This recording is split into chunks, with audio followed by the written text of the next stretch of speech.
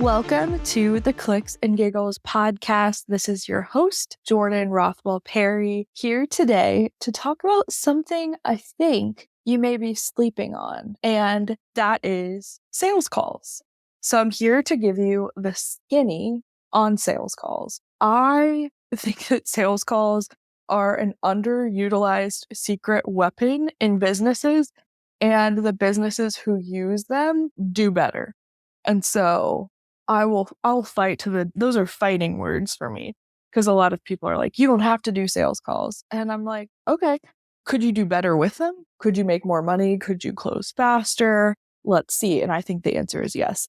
And why do I feel qualified to talk about this? So I have HoneyBook up right now, which is what I use to process payment.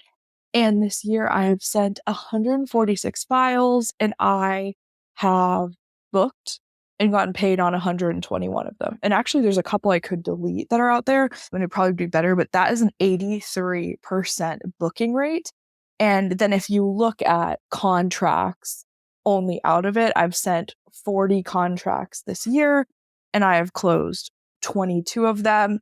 And that is a 55% close rate. And I will say, as I'm recording this, there are like 3 or 4 of them who are on the fence about signing and who are deciding.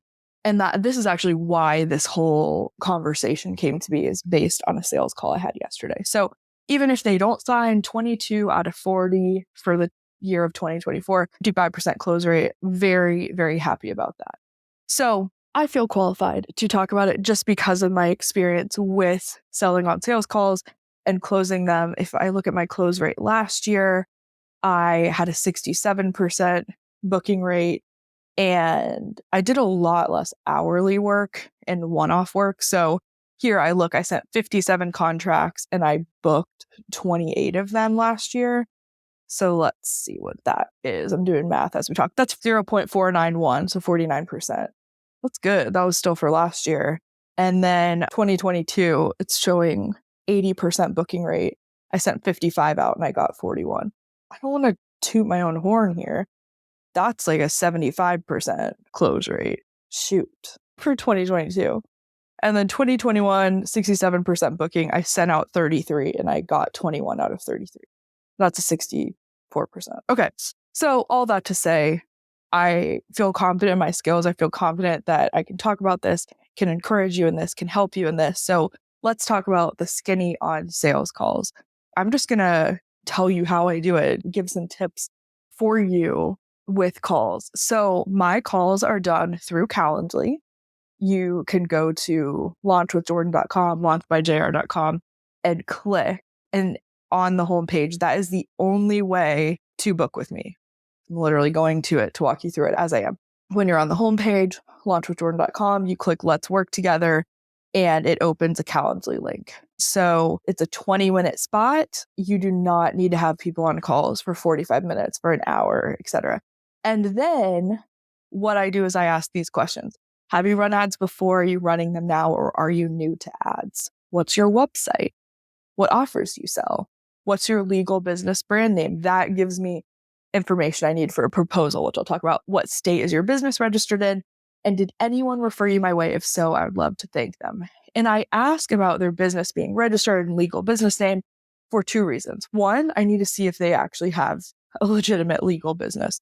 And 2, what happens once someone fills out Calendly is immediately I get a task made in Asana for someone on my team to create a proposal for them. And part of why I know that I can kill it on a sales call if they are a good fit, I do not sell to people that I don't think are a good fit, is because of this. I have research done ahead of time that I do. I come into the call with a proposal made, ready to roll, whether or not it's one-on-one with me, or if they're going to do done with you versus done for you. And I kind of get info gather on the call, what they need, and then I get that proposal out to them quickly. I don't know exactly what the stat is. I think it's like if you follow up with someone within, I don't know, I think it's like 5 minutes of them filling out your form, you have like X% chance to close them. And I feel the same way about sales calls. If I get you on a sales call and I tell you, hey, you are going to have a proposal in your inbox by X date, it's just perfect because it's ready to roll. If I could give some more advice with sales calls, it would definitely be to have that proposal ready or have their next step ready so you're not wasting their time. Now, if you get them on the call and you're like, they're not ready, you can totally suggest another call. Hannah, who I love, who has a insurance agency, helped us get our health insurance. And so we had the first call to talk about what we currently have. And then we had a second call to go over her options for us based on that first call. So if you need to have a 2-call process, perfect, but guide them where they need to go next and then get that baby on the calendar. Leave it up to them.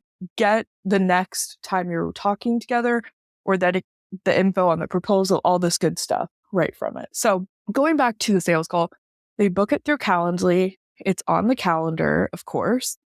My team's doing their thing, getting the proposal ready. I double check it. I look at the website. I look at if they've done ads. I'm just like seeing the state of the union. I talk about getting your house in order. How much is their house in order? Do they have a scary landing page or does it look like they have a designer? Where are we at here? And that way I can go on the call and be like, I'm ready to roll. Let's talk. Let's see where they think they're at and they want to be versus what I'm seeing. And can I truly help them? And so this all came up, the idea to record this, because yesterday I had a sales call. And if I don't know if you're going to be a good fit, I talk you out of working with me. I really do. And it's not like a cat and mouse, like playing hard to get, etc. It really is like, are you ready for what this entails? Because if you are coming to do paid advertising, I don't know if it's going to work and when. That's just the truth. And if someone tells you, I do know that it's going to work. So I can say that. I don't know when, I don't know how, I don't know what it will look like. But what I do know is there's plenty of different tactics and pivots we can do in order for you to see results. I also know that if you don't run ads, it's going to be a lot worse than if you did run ads because you're going to get great eyeballs on your business and it will lead to more opportunities and more people who know your business. So all that to say, this person came to me, they want ads up within 30 days. I explained how we do things, had good conversations, and I just said, hey, like, I love that you've sold 10 of these at $10,000 and you've sold 8 of the $5,000 package. That's incredible. So you've made this much in revenue, organic, love it. And it was without giving too much away, someone had referred a bunch of people to them. They held an in-person event and then sold from there. High conversion rate. People got results. The program is, you actually are guaranteed to have a contract by the end of this program working with them. So there is a win that has to happen. All good stuff. Very perfect. They have video testimonials, all good stuff. And I just said, hey, I don't know how much it's going to cost to get someone to sign up for this. And also you want to do a challenge and you want to do a workshop / webinar. I don't know the cost per lead yet because you haven't run them yet and I haven't yet. I don't know the cost per challenger on average, and I don't know the average cost per purchase. We're going to see. And so I just want to let you know that we're going to be info gathering and figuring this out together, making informed decisions together as we go down this journey.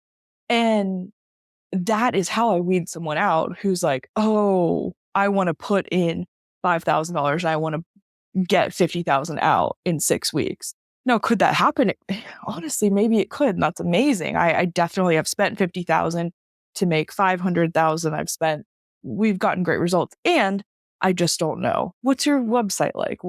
How are they on a sales call? If we're driving people to a challenge and then they're pitching, what if they're not good at pitching? So all these things where I really talk people out of it. And so I would say, if you have something that's clear deliverables, you're like, hey, selling them a website, they get a 5-page site, they move along. Hey, I'm a photographer. I'm selling them a 30-minute session with 20 photos and they can add more on. That is super easy to explain. They know the deliverable. You shake hands, you sign a contract, you execute. Love that. Make sure they're a good fit and sell. If you're doing something that is like somewhat performance-based and you have to do some iterations and you have to do different optimization, definitely, I hate to say talk them out of it, but really lay it out there for them so that you can know if they are a good fit, that you have done everything to explain what could happen without a word vomit situation. But really, that's how this came up, is I just said, I can't guarantee you anything. And I think that's the biggest thing. If you want to be a business owner who sells with integrity, that's how you have to do it. Like, I can't guarantee you anything, but what could happen is this. And that's exactly what I told them. And so now they're reviewing the proposal. I don't know if they'll sign on, but I hope, because it's a really neat thing. They've had some really good opportunity in sales with it organically. So let's see what happens with some paid and what that runway looks like. How long does it take them to convert from a challenge? Do they convert right away? What's the percentage like? What's the cost per lead coming in at? There are all these things we figure out. And so that part of it is talk them out of it, or really make sure they know what they're getting themselves into. Or on the flip side, what I just did, if you're a health professional or health provider where you can't guarantee results either, right? And it's up to the person to do the work. It's like, hey, are you up for waking up before work to get a workout in? Hey, I know you go out to eat a lot. Are you up for cooking at home more? Like, can you put into this what it takes? And so making sure both people across the table understand what's going to go into it is so important on these calls. So once you do that and you're ready to point them to the next step, it really is just as simple. They talk about closing it. And I just say, hey, I really hope we can work together. I'm going to have a proposal in your inbox by the end of the day. When do you think you guys will be making a decision? And so then I know when to follow up with them based on the decision. So for them, they're making a quick decision. I looked in Honeybook. It actually shows me when someone viewed proposal. This person viewed the proposal 4 hours ago. And so they want to make a decision quickly. So early next week, if I haven't heard back from them, I'll be following up, checking in. And so that has been my method of being able to close these calls, is making them short and sweet, really laying it out there, what the process looks like, guiding the call so that they don't word vomit and they don't lead the whole thing. And they also see from the beginning, like, oh, she can hold her own. Oh, she really knows how to command this room, what she's talking about, how she can help me. And then, of course, turning it over to them. Hey, are there any other questions you have based on what we've talked about? And that's really a good way for you to be able to control it and not have it be this almost overwhelming situation where you feel like you've lost control. That is what I have done. That's what's worked well for me. And then, of course, it's following up with them, seeing if there's anything they need to make a decision. But really, like, by taking sales calls, you are getting people who are very serious about what you have to offer, and they're able to lay it out there for you. And it also helps you get inside the mind of a prospective buyer, so that as you're talking to other people, writing emails, content, etc., you're like, oh, this person asked that. I never would have thought this. It just gives you so much more, I hate to say ammo or like an arsenal, but it really does give you in your bag of tricks more information that you're like, I would have never thought that was something they were curious about. And I really just prefer it over chatting in the DMs. Even in the DMs, sometimes I'll voice memo and say, hey, I'm so glad you reached out. Yeah, have you run ads before? I kind of run them through the questions that are on the Calendly.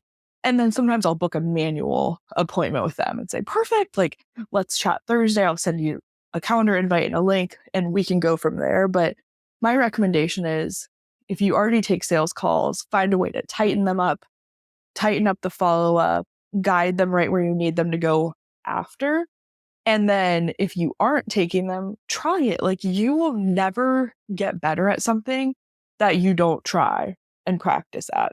So as I was reading you the different stats and the numbers and how it's improved over the years or stayed the same, gotten better some, whatnot, whatever it is, it's because I keep having them.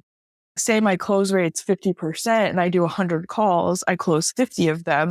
The other 50 I learned so much from, and I got to know these people. They'll be back. We'll work together in a year or 18 months, or maybe they're for a different program, or maybe there's someone I think to refer to, or, you'll not believe the amount of times people have referred people to me who have been on a sales call with me that we didn't even work together. And so just want to help you reframe your thoughts on it to where like, oh, you could network with someone and work with someone who, yeah, 100% could buy what you have to offer. And you could learn a lot and you could find out what's in their brain that you had no idea was in there, or some preconceived notion or objection or question. So I want to encourage you to take sales calls. Calendly is such a great app.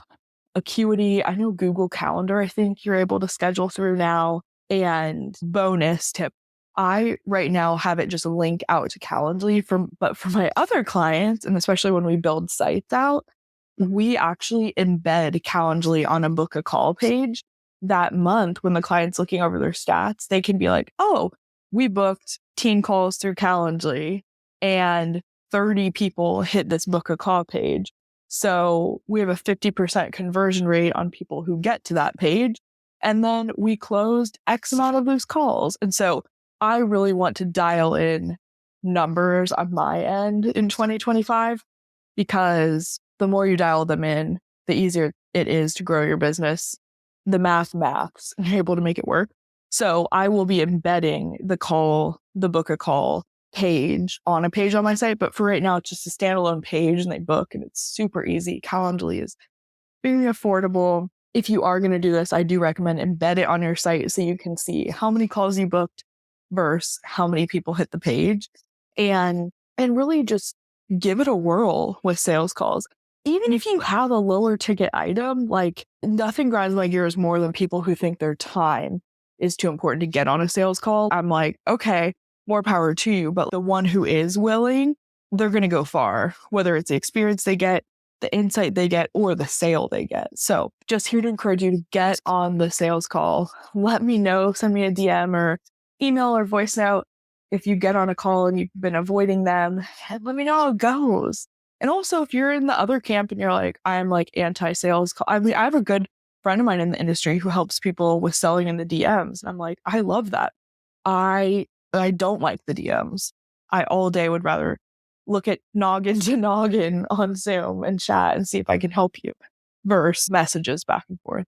I know sales calls are concise. It's a way to focus in a world that has a very short attention span. And I hope that this helped give you some pointers for your next sales call, or at least encourage you to hop on a sales call in the future. Thanks for tuning in. I cannot wait to chat with you soon.